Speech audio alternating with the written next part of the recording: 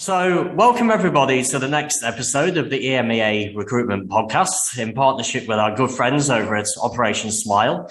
As my colleague Rose mentioned, we're delighted to welcome Lara and Priyanka onto the podcast today. So, hopefully you can hear and see me okay, Lara? I can indeed. Perfect. All good.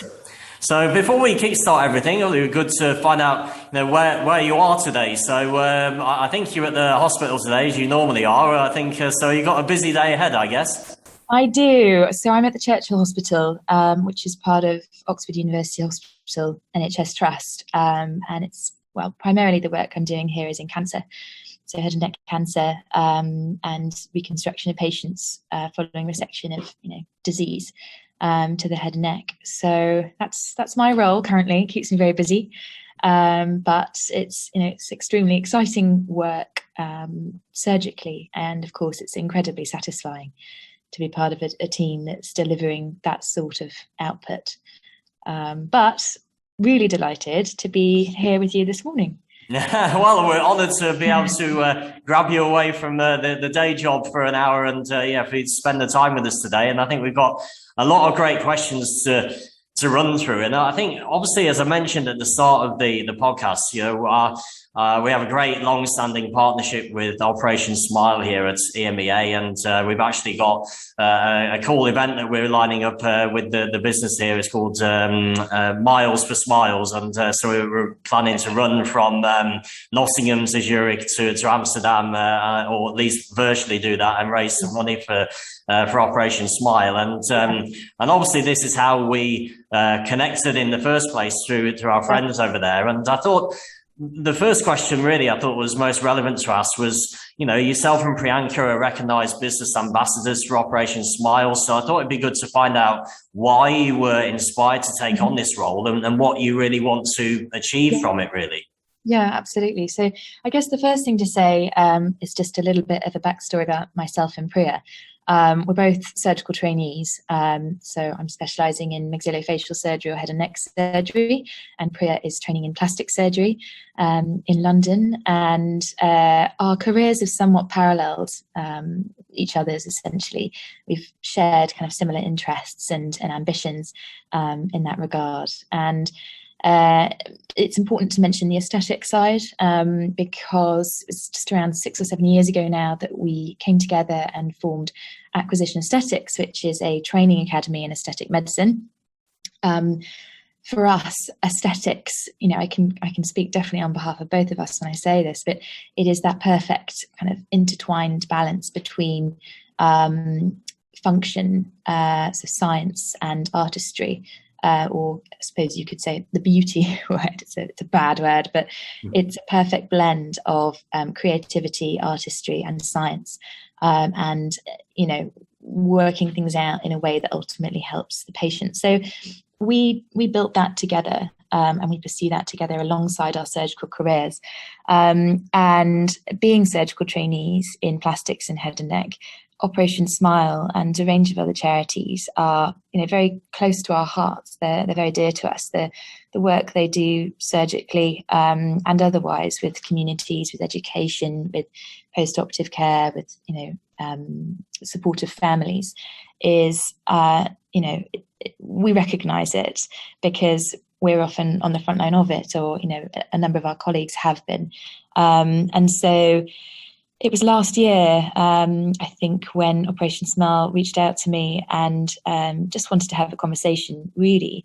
And it was quite interesting because what they highlighted was the synergy between what we were doing in aesthetic medicine with what they were doing to some degree with Operation Smile. And, some might say we're kind of trivializing the surgical work that is being done by groups like Operation Smile for cleft and so on. But in fact, it's all just a spectrum of work. And what we're really talking about here is deformity and, what the patient perceives. So, what is their quality of life and how can we assist with that? How can we enhance that through surgical and non-surgical means? And coming off the phone from that initial conversation with the Operation Smile team, we both agreed that, in fact, our collective ambition was to try and support smiles, to try and celebrate smiles, to give back to a patient the face that they feel is theirs, to allow them to project, onto the world the personality and the identity that they can relate to, because deformity takes that from you.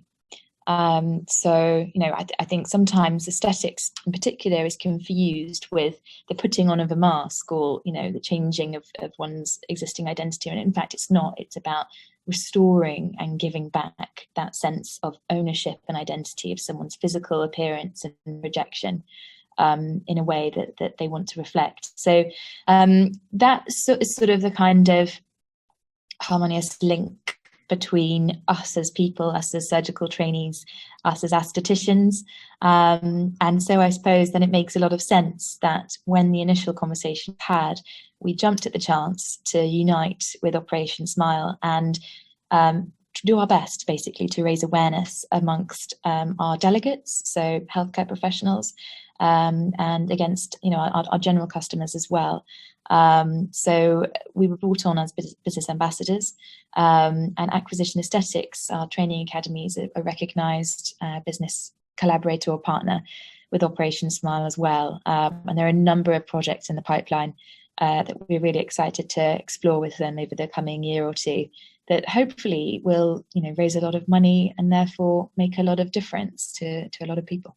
No, it's really exciting, and I think obviously you're in a very unique situation. I think obviously wanting to help Operation Smile, using the skill set that you've built up over the years to be able to do that, and I think obviously not many people have that combination of motivation, but also the skill set to do it. So I just was wondering to find out a bit more about yourself from that point of view, because what initially got you into this field to start with? Because I can imagine a lot of people would like to do this, but actually there's clearly a lot of hard work and effort that goes from liking and wanting to do something to actually then putting it into practice. So what actually got you into this path in the first place? It's all been a seamless transition to the point I'm at now, and I don't think by any means I'm stopping. I'm very much continuing on this current trajectory with these interests. But it goes all the way back to the day I decided really I wanted to be a doctor and I wanted to help people. It started from that, and then actually surgery is where I'm orientated. That's what I want to do, and so I chose a surgical path. And then you think about kind of the various anatomies and the different techniques involved in different forms of surgery. And for me, the idea of plastic surgery, the manipulation of soft tissues, the correction of deformity, the restoration of function, it was really exciting. And then head and neck offered almost another dimension of functionality that was really exciting to me. So, all of the tissues in the head and neck basically are ours, including the microvascular stuff, including the jaws, all the bones, the dentition, the teeth. It's kind of limitless. In the surgical world, especially now with the subspecialization that happens, it can be the case that you become a little bit of a one-trick pony. But with something like MaxFax, it's just never going to be the case. We are generalists of the head and neck, yes, but we are generalists. And actually, of the head and neck, even might be a little bit too restricting to say, because for example, oncoplastic reconstruction, we're operating on the legs, the back, the arms, because we're lifting flaps, free flaps, to reconstruct defects then in the face and in the neck. That was my reasoning for choosing that particular career path. And then, when we think about surgery of the head and neck in particular, aesthetics, so cosmesis and the way things look is a huge part of that. It's a huge component of that, something you can't ignore. Every surgeon should take pride in the appearance of their work, whether it's a simple stitch in a little finger, or it's a face transplant. Aesthetics is obviously a really vital parameter that we all take pride in, but especially so when we're operating on the face, because that is what we project, isn't it? That's what our patients project as themselves, and actually deformity of the face can have a hugely impactful role when it comes to somebody's confidence, somebody's self-esteem, and somebody's sense of self in its entirety. So aesthetics has always been of interest to me, really, ever since I started to pursue surgery.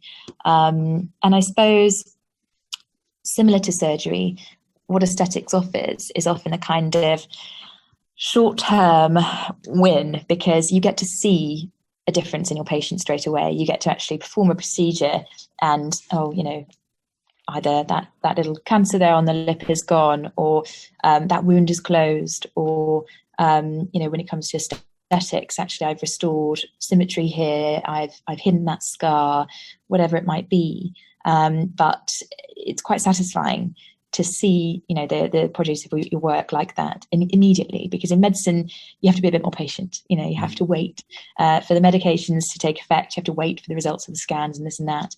Not to say there isn't all of that planning involved in surgery, but you get a little bit of a kickback with surgery if things go well. And then, of course, your patients' responses. Typically, a surgical patient, if you're operating on a patient, then they're a good kind of anaesthetic candidates. They're going to heal well, and seeing their response, just seeing them being happy and feeling contented with the treatment that you've offered is, it doesn't get boring.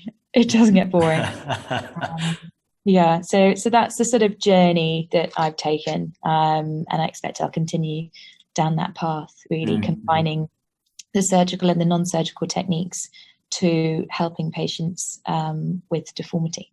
No, and I think it is something that, obviously, having been born with a cleft lip and palate myself, it's one of those things that's, when you really step back and think about it, full of a huge amount of gratitude for the work that you guys do and people like it, that you do, because I think there's the help and the operations that I had via the NHS through that period of my life.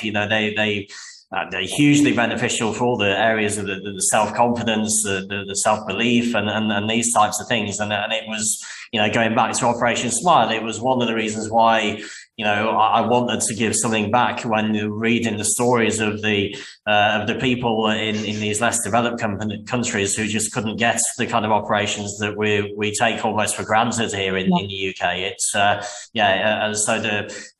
think you may, because you're doing this as a day job, sometimes not always 100% appreciate the what you're giving to people and the life you're giving them. But that must be as you say, hugely rewarding, and but is the center, I guess, of everything you guys do. And it sort of leads me to talk a bit about the business model that you have, acquisition aesthetics, which is not always the easiest to say. So I see that Priyanka has joined now as well. So maybe it's a good time to get Priyanka onto the conversation.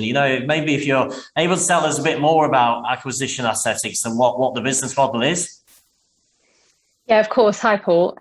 So we, acquisition aesthetics is certainly a bit of a tongue tie, a bit of an alliteration, a bit of a AA, unfortunately or fortunately, with its sort of abbreviation, but luckily not AA anonymous and not related. But essentially what acquisition was it was a initial idea that has bloomed into something that we never really expected or anticipated, and being awarded the Best Training Academy of the Year at this year's Aesthetics Awards. We're very fortunate. So it essentially is a training academy in non-surgical facial aesthetics. That's all very well, but what it truly is actually a learning platform designed specifically with the educational needs of the delegates in mind. And it's designed not by business people who are interested in making the largest profits or the business model work, because I can assure you over the last 7 or 8 years, the business model sometimes has not worked financially, and we've still battled through, because what the intention for acquisition was, and what I believe that it does now,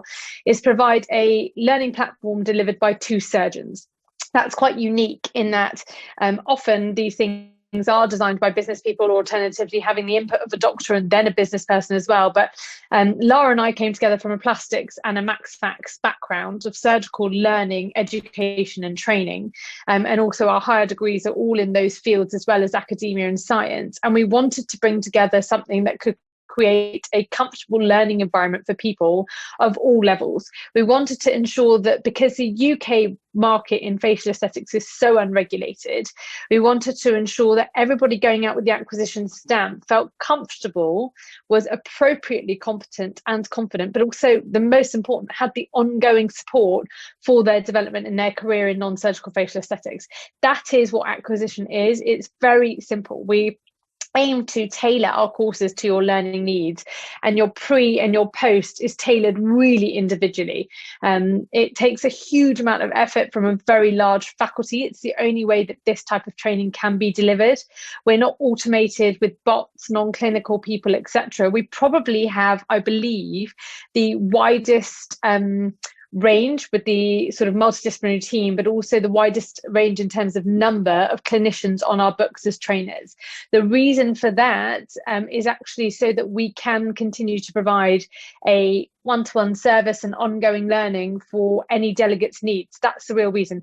The sort of background for that is that when Lara and I learned both a year apart in non-surgical facial aesthetics and started practicing nearly a decade ago, we were both left very much in the lurch after we had some complications that we weren't taught about, educated about, how to reverse them, why they might occur. It seems insane now that didn't even feature on our course. So we ended up rather sheepishly calling each other and saying, could you help me? And then we sort of said, that's, for us as surgeons who we hope have a good anatomical background can't deal with this, then I don't know what hope, a variety of other learners have, because actually we felt really isolated. So acquisition was designed to ensure that doesn't happen again, to ensure that we can attempt to increase the safety within the UK market of non-surgical facial aesthetics, and those practitioners going out there with our stamp are hopefully very competent learners. I mean, it must have been a great journey for both of you, because I think when with some of the other people we've had on the podcast, they where they maybe started their own business, they've come from very much a business background, so the learning curve for them is still a learning curve, but it's probably less steep than what it would have been for both of you doing something really probably, I guess, out of your comfort zone quite a bit. I mean, how nerve-wracking was it for you both to turn this great skill that you've got in surgery into a business model, really? Actually, not nerve-wracking, because you don't know what you don't know. So we actually had the benefit of ignorance was bliss, and it was only about after the first 8 months when we were designing educational material, that was a breeze. We loved it. We enjoyed it. It all got verified. We had consultant input from dermatologists, plastic surgeons, maxillofacial surgeons. We had it all fully accredited. We took it to higher levels, to aestheticians in the industry. We even got input from insurance companies and a huge number of people. And that, for us, the development of the educational material was incredibly enjoyable. It was only once we started, if you like, trading and selling courses that our learning curve became very, very steep, because as clinicians and surgeons, and especially within the NHS, we're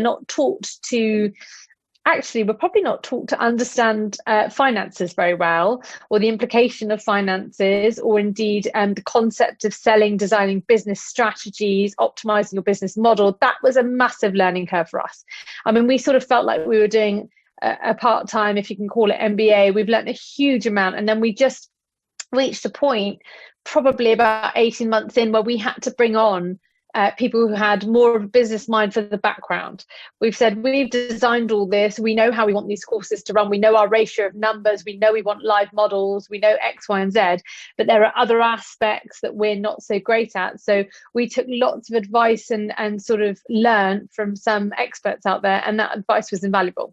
No, I guess, another question links into this as well. It is, and it's a theme that we regularly talk about on the podcast, is the subject of time management and how you manage to do all of this. It feels like there's not enough hours in the day, especially with both of you being mothers as well. It's that also has its challenges that you've got to take into account when you're running a business and doing your surgery as well. So maybe if I pass this back over to Lara for this one, I mean, how have you found that? Because obviously, being in that situation, there's only so many hours in the day. I mean, how have you managed to focus on the key things and manage your time over this period? It's a really good question, and it's quite interesting that you asked me today, because I haven't slept. Okay. I'll be able to relate to this for lots of reasons, but my daughter decided not to sleep last night. She's actually usually a very good sleeper. Putting that aside, at the moment with my current job, I'm not really sleeping. So I'm not saying that that's a solution. It's not really a solution. But I am saying that Priya and I, because of our basically threefold full-time jobs, we are to some degree sleep deprived. We're also deprived of resource, other types of conscious time, and lots of other things. And that's why the partnership between the two of us, and then also the support network that we've put into place, is basically our safety net. It keeps us afloat, it keeps us orientated. It reminds us, oh, don't forget this, don't forget that. Oh, here's what your day is looking like. Here's a skill for this. Here's a link for that. So recognizing the limitations that as a human being you have, and recognizing the need for help and support, knowing that actually you cannot run a business solo. You can't run a business two people combined. You need a team of invested people who are passionate and who are going after the same output, the same deliverables that you want to achieve. So that has been probably the vital thread in the sustainability of not just acquisition aesthetics, but our day-to-day living, and making sure that our families don't abandon us tomorrow, and communication as well. It's taken myself and Priya years actually to get to a point where we have felt, and it's changeable, it evolves every day. There are good times and bad times, but it's taken us a while to get to a point where we feel like we're synergistically working in partnership, and it's a very much a kind of flow, because everybody works in different ways, and you have to have knowledge of how you work. Definitely you have to have insight into your limitations, what gets you going, what your triggers are, and then also how that relates to the other person. And it won't in lots of ways. So it's about finding kind of balance and compromise. So yeah, I think in terms of organization, and it's obvious, isn't it? And Priya could easily write the book on this, in terms of the organization. So I won't actually step on that subject at all. But for me, it's about seeking support, and putting systems into place that basically protect you when you are, when you have nothing else to give, and communication, really. No, I guess at the heart of this, you mentioned that answer, but also I think you mentioned it earlier on, is the relationship that you both have, and I guess Priya, from your point of view, I mean, what is it the synergies that allow you two to get on so well? Because I mean that's usually at the heart of a great business with and the relationship of two people, whether it's business or marriage or whatever. I mean, what are the main synergies that you guys have? So I don't think I've given enough value to our relationship, and actually it's incredibly unique. We're really fortunate. The main synergies that honestly I would say are working ethos and sort of goals. That's your basis, that's your foundation, that's your absolute rock bottom, and we luckily have that. The main thing now that I have learned, and actually this is from Lara, is recognizing each other's trigger points. Not such that we don't hit each other's trigger points, but actually when we're doing something, to have consideration to say, and it's mainly me, and she's very good at it. It's mainly to say, that lack of organisation is really going to trigger Priya. That's going to upset her, and trying to avoid it. That's the most important thing. We've had to.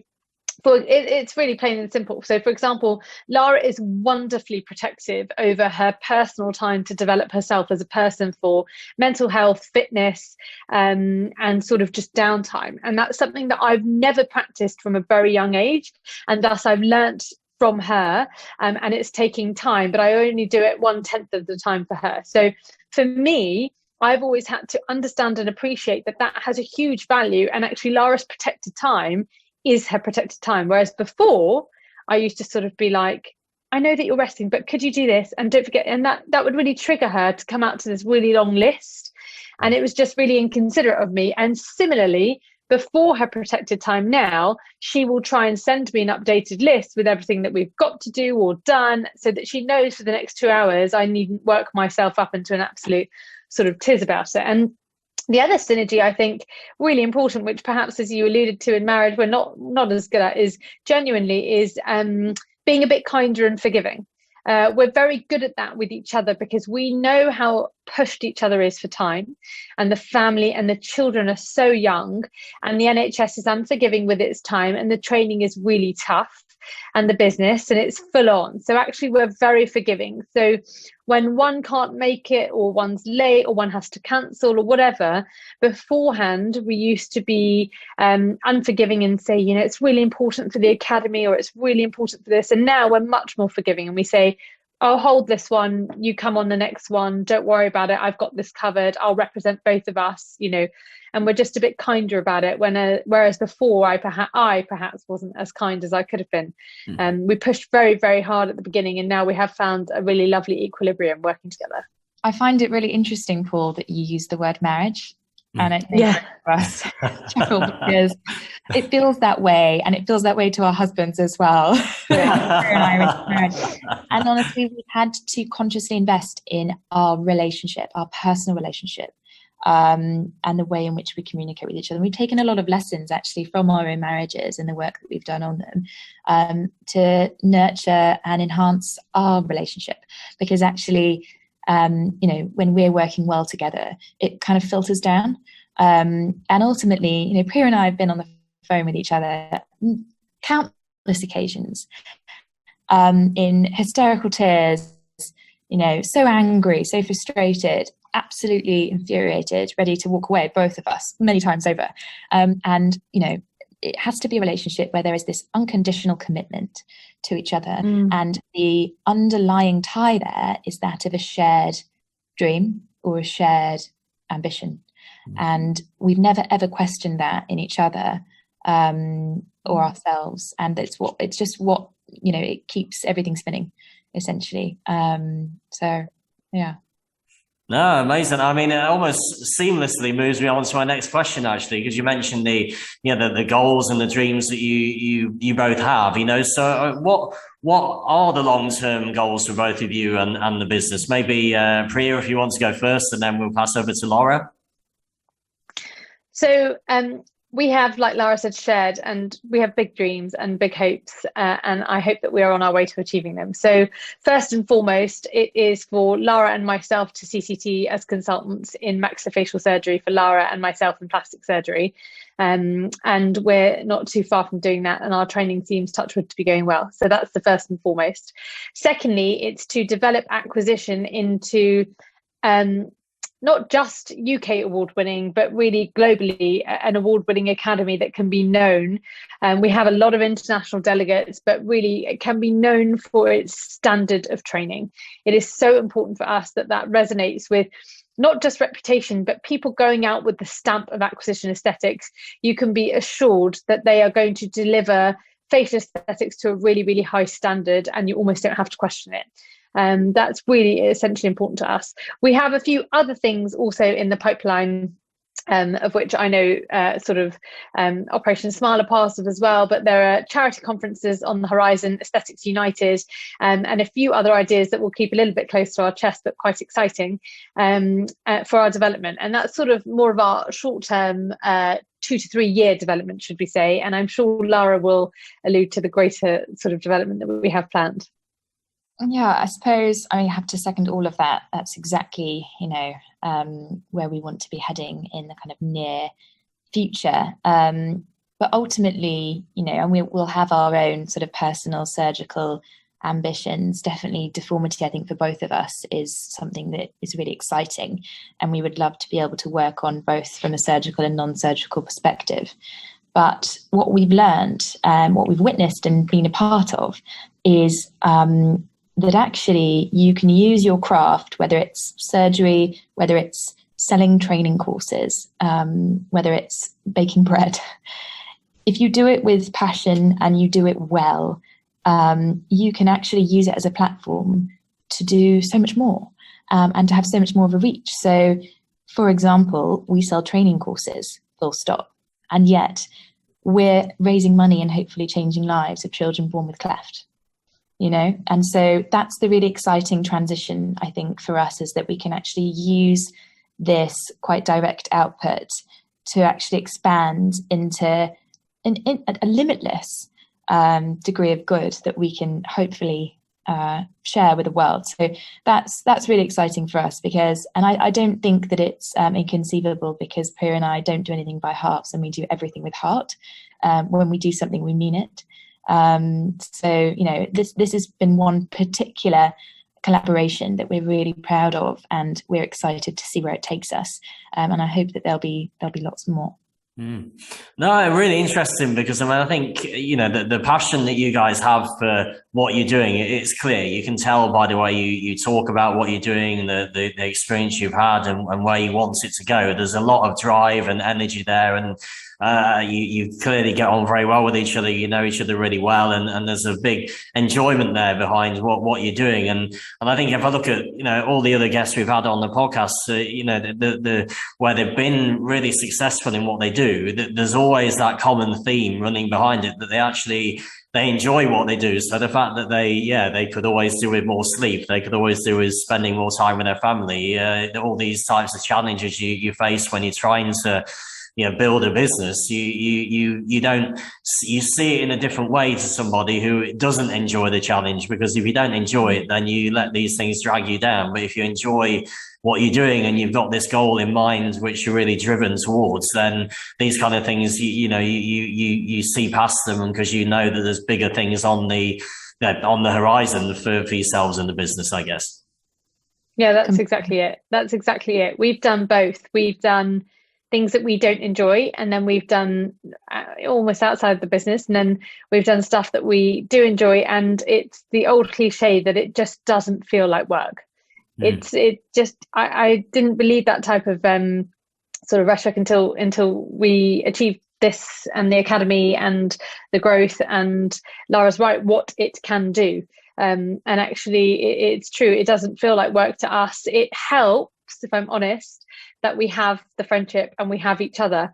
It's unwavering loyalty that we have, and actually doing that alongside somebody that you really care about and you get on with is really, really helpful. It's like going to work with a group of people that you enjoy working with. It doesn't feel like work anymore. It feels like one continuous 8-year social. So it's been a lot of fun along the way. No, that's cool. And obviously, aligned to this a little bit, where we talk about the challenges that people face. I mean, clearly, one of the things that a lot of companies are doing at the moment is helping to, improve or promote their diversity and inclusion plans and programs. And, as two female business leaders, I thought I'd bring this subject up, because, I don't know how you found it, and if there were any words of advice or that you could pass on to other future female business leaders to how to get around some of the obstacles you might have faced over this period of time. I mean, I don't know whether Lara, you want to take this one first, and then Priya can add to it. Yeah, I think that this is something that both Priya and I can relate to immensely. For years now, we've been involved in a career path it's heavily male dominated. And in fact, as a female trainee, often either historically and actually in some ways nowadays still, you feel that you have to fight your corner. You actually feel that instead of the assumption that you're competent or good, you have to prove that. It's sort of it's a totally different way of looking at things. And there is this element of kind of imposter syndrome that can arise. And I think actually this transcends through different industries. Women, the studies have shown, are less likely to think that they tick the boxes for a particular job role, job specification. They will tend to undergrade themselves instead of overgrade themselves. Male counterparts, as a counterbalance to that, will tend to do the opposite.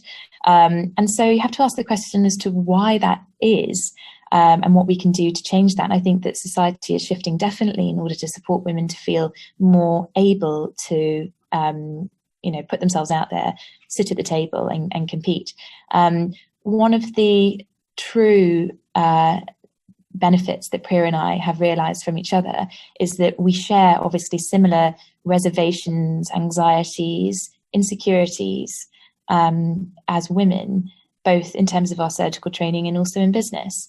And so we've been able to provide that sort of hand-holding support that perhaps a lot of women need in order to cross the threshold and have the confidence that it takes to say, actually, I can do this.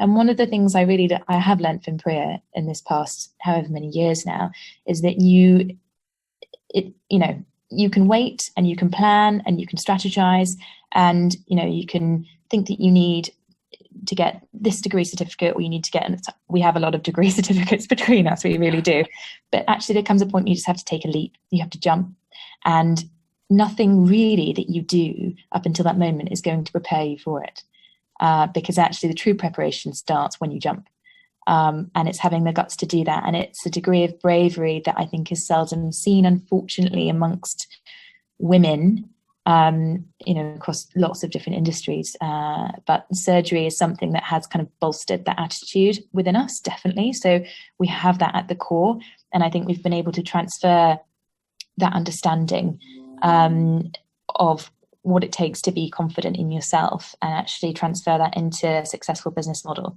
But P, is there anything that you would add to that? I think that's really well said, actually, and I completely second all of what you've said. And I would say there is, your original question was, sort of what are the barriers that we've overcome, or how would we do it? And there has to be a degree of honesty from people, where if I'm saying it and I think as a very confident, sometimes too confident, female in surgery, very supported by my male counterparts, I too have, as I've continued on, I too have faced difficulties. There has to be a degree of honesty that this is not cliche, old hat, or the past. These difficulties exist for men and women, but predominantly for women in a male-dominated field: aesthetics, medicine, healthcare, surgery. And actually, there needs to be more done to support these women who aren't as confident, and also confident women such as myself, to support us all at varying stages. That comes from senior people who have been through it and been exposed to it, and perhaps junior people who haven't seen it or been exposed to it, but standing up for the right thing. It exists. It needs to be spoken out about, whether it's you returning from parental leave, and I choose my words carefully, male or female, returning from parental leave, returning from an absence of sickness, in a male-dominated specialty as a female as well. It really does exist. So there has to be a greater degree of support. There has to be speaking out about it. We need to talk louder about it. I never used to be one of these people who participated in women supporting women, or I just didn't have to. And now, having had my own various encounters with it, actually, it's really important, because this hasn't been stomped out. It hasn't gone. And people are perhaps naive to think that it has, or it doesn't occur. And it needn't be an eye-rolling moment when a woman speaks about it of, oh, here she goes again. It's nothing. It's not at all about that, actually, because these challenges, these barriers, these fences need to be knocked down. We shouldn't be even having the discussion anymore. And quite frankly, it's actually more rife than ever. So it is really important that people feel, and we do have a lot of women coming to us for support, advice, mentoring, both in the aesthetic, surgical and personal side. We give our experiences. It's all that we can. We have dabbled in the idea of setting up a mentorship program, but actually our time is just currently a little bit stretched too thin, as I'm sure you can imagine, but it is absolutely on our list of things to do. It's really important and close to our hearts. So there are barriers, and we do need to help support and sort of break them down. It's difficult, isn't it? Because when we talk about kind of supporting women, or, tips and advice that we would share with prospective female business women, we're almost implying that there are things that they need to do to make themselves more desirable, more appropriate for success. When in fact, the question is the reverse of that. The question is, these are, it's half the population, extremely talented people. Why is it that society is built in a way that is inaccessible to them? to showcase their talents, to achieve and to deliver. So that's the real question. But of course, when it comes to the individual woman who has a particular goal or aspiration, to tell her to fix the world with a click of a finger is difficult. And so then you get into a pattern of asking, okay, well, what can they do? How can they change is what you're really saying. How can they change? And of course, very natural comparison to make is, well, how can you become more like a man? Because actually that's what we're talking about here. We're talking about gender-based successes and attitudes and roles. And I think that sometimes that conversation can be not very constructive. But I do think that, for everybody, man, woman, or whatever you identify as, it's useful to reflect on the way that you perceive yourself and you behave, and to compare that with those around you and what you want to actually achieve from your day to day. And for a lot of women, I do think that barriers will exist that they potentially create or perpetuate themselves. And one of those is sort of overthinking and underdoing. Less thinking, because actually too much thinking leads to kind of being very self-critical, and then you can end up in this sort of downward spiral. And in fact, if you just take the initial step and do instead, I think that's one of the kind of key attitudes that honestly just gets a foot in the door, and then can have more of a kind of positive cycle from it instead. But I just wanted to raise that because I think that that particular sort of topic of conversation is often discussed, and it inevitably leads to this conversation of, well, how can women be better? How can they make themselves more more desirable or more suitable for the workplace or for success? No, it's interesting. We had an event a couple of years ago in Zurich around diversity and inclusion, and that same conversation came up. I think someone in the audience brought it up about, this isn't going to solve the situation if we're pretty much advising women to think and act more like men, because that's not good for. It's not good for the women in business. It's not good for the businesses themselves. I think it's up to people to try to work around their own abilities and what they can bring to the table, and then for companies to try and work around this bias that definitely exists currently around hiring more grey-haired male individuals into the C-level positions, for example. It's do you feel that challenge, rather than put you off doing something, has actually pushed you more towards it? Or do you think that's oversimplifying it? Do you feel that it has had any influence on your motivations to do this at all?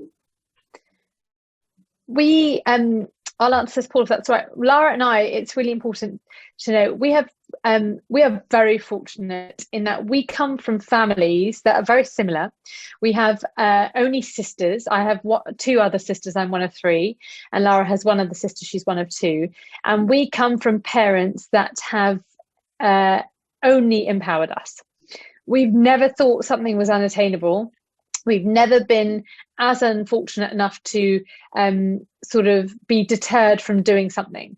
So I'm not sure it's powered us to go and get it with greater force, because we've never felt like it's been unattainable, which is why we know we are very fortunate, having experienced these gender inequalities as confident, empowered females, is what makes the whole thing so sad, actually, because there must be a whole spectrum of women out there, less confident, more confident, that are actually being disempowered to a greater level and are getting knocked, because Lara and I, on the normal distribution curve of confidence, families that have empowered us, education that we received, females, we sort of come from the almost towards the more extreme end of being very empowered females.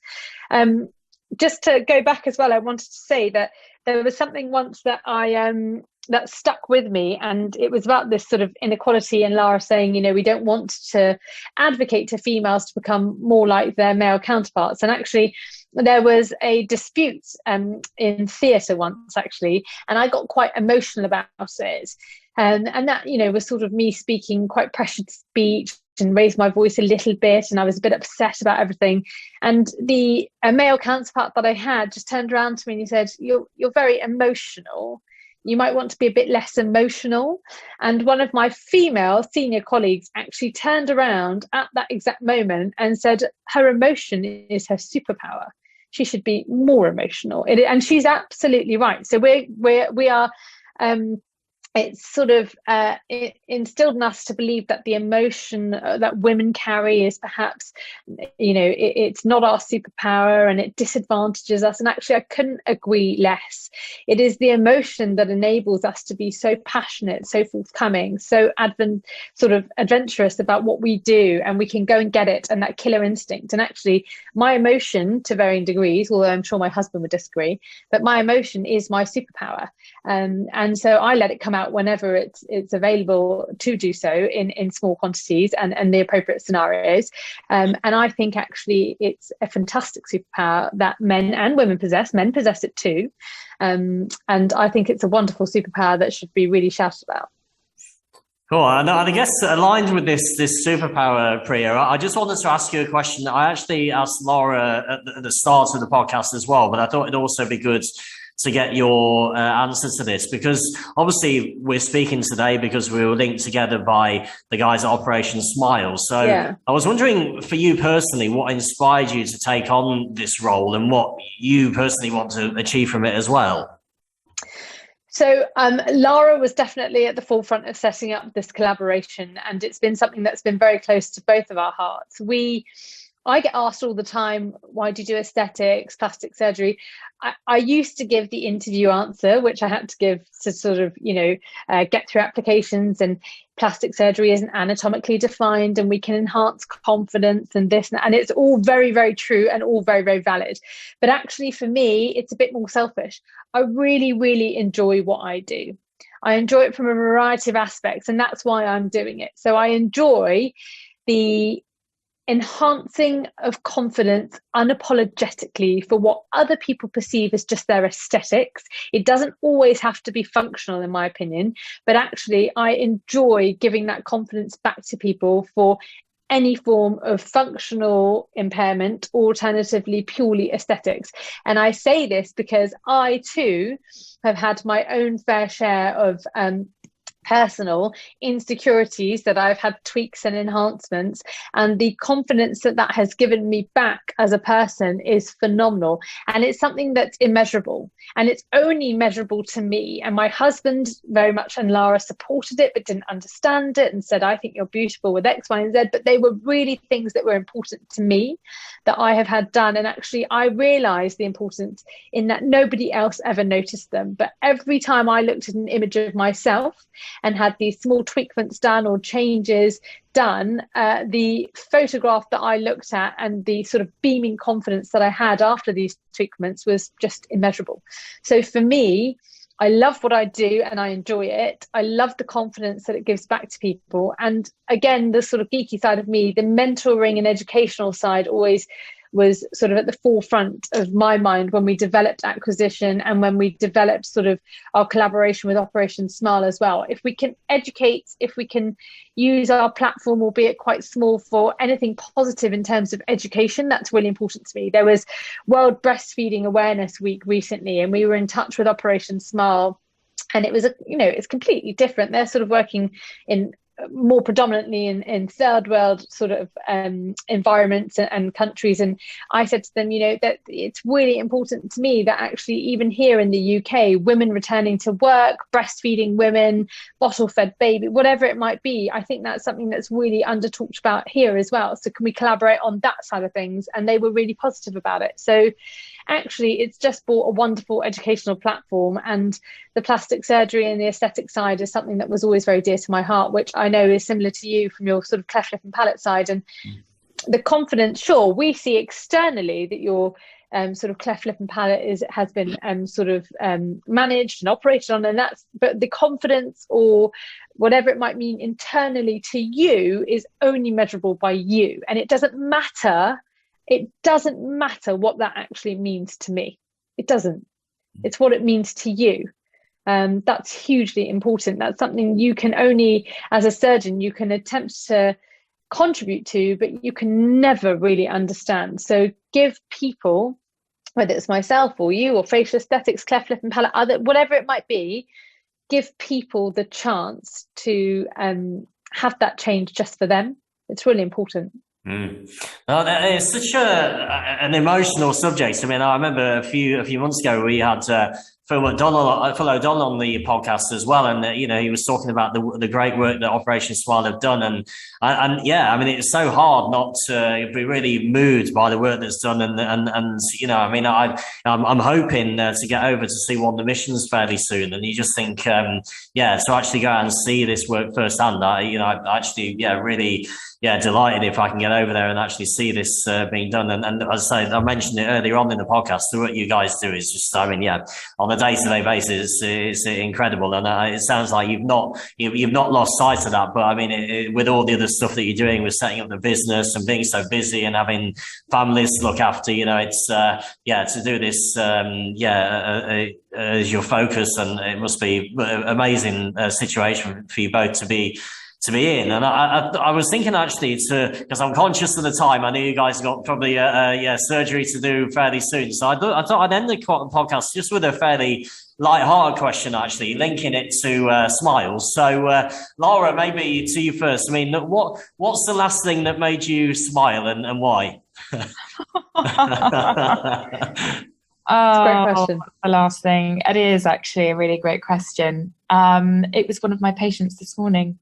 It was. Well, I've been smiling obviously during this podcast. It's been obviously, I was being truthful. That's the last thing to make me smile. But one of my patients on the ward this morning, I actually can't repeat because the joke was slightly inappropriate.